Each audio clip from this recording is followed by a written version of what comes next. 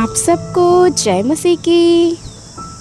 आज का वचन इब्रानियों अध्याय 7। यह मलिकिसिदक शालेम का राजा और परम प्रधान परमेश्वर का याजक सर्वदा याजक बना रहता है। जब अब्राहम राजाओं को मारकर लौटा जाता था तो इसी ने उससे भेंट करके उसे आशीष दी। इसी को अब्राहम ने सब वस्तुओं का 10वां अंश भी दिया। यह पहले अपने नाम के अर्थ के अनुसार धर्म का राजा और फिर शालेम अर्थात शांति का राजा है, जिसका ना पिता ना माता ना वंशावली है, जिसके दिनों का ना आदि है और ना जीवन का अंत है, परंतु परमेश्वर के पुत्र के स्वरूप ठहर कर वह सदा के लिए याजक बना रहता है। अब इस पर ध्यान करो कि वह कैसा महान था, जिसको कुलपति अब्राहम ने लूट के अच्छे से अच्छे माल का 10वां अंश दिया। लेवी की संतान में से जो याजक का पद पाते हैं, उन्हें आज्ञा मिली है कि लोगों अर्थात अपने भाइयों से, चाहे वे अब्राहम ही के देह से क्यों ना जन्मे हो, व्यवस्था के अनुसार 10वां अंश लें। पर इसने जो उनकी वंशावली में का भी न था, अब्राहम से 10वां अंश लिया और जिसे प्रतिज्ञाएं मिली थी उसे आशीष दी। इसमें संदेह नहीं कि छोटा बड़े से आशीष पाता है।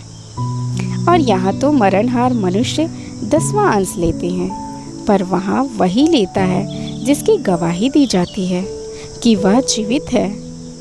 तो हम यह भी कह सकते हैं कि लेवी ने भी जो 10वां अंश लेता है, अब्राहम के द्वारा 10वां अंश दिया, क्योंकि जिस समय मलिकिसिदक ने अपने पिता से भेंट की, उस समय वह अपने पिता के देह में था। यदि लेवीय याजक के पद के द्वारा सिद्धि प्राप्त हो सकती, जिसके सहारे लोगों को व्यवस्था मिली थी, तो फिर क्या आवश्यकता थी कि दूसरा महायाजक मलिकिसिदक की रीति पर खड़ा हो और हारून की रीति का न कहलाए? क्योंकि जब याजक का पद बदल जाता है तो व्यवस्था का भी बदलना अवश्य है, क्योंकि जिसके विषय में ये बातें कही जाती हैं कि वह दूसरे गोत्र का है,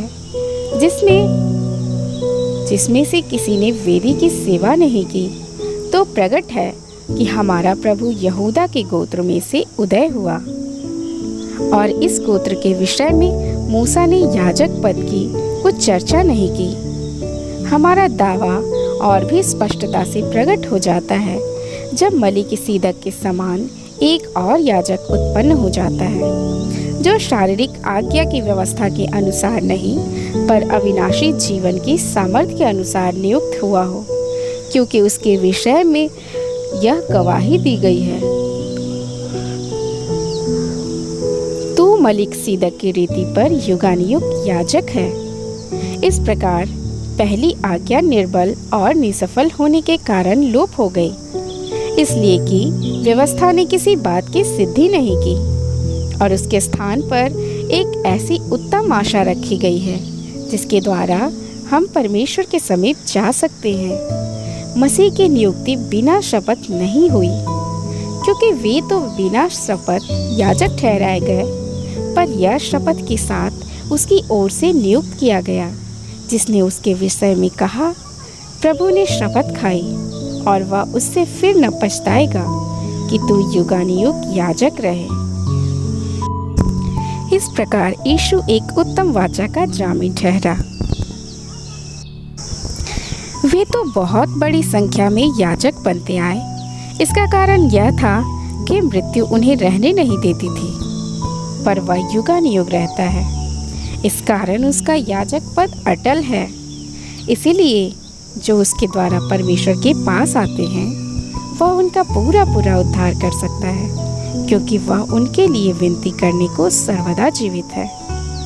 अतः ऐसा ही महायाजक हमारे योग्य था, जो पवित्र और निष्कपट और निर्मल और पापियों से अलग और स्वर्ग से भी ऊंचा किया हुआ हो, उन महायाजकों के समान उसे आवश्यकता नहीं कि प्रतिदिन पहले अपने पापों और फिर लोगों के पापों के लिए बलिदान चढ़ाए, क्योंकि उसने अपने आप को बलिदान चढ़ाकर उसे एक ही बार में पूरा कर दिया।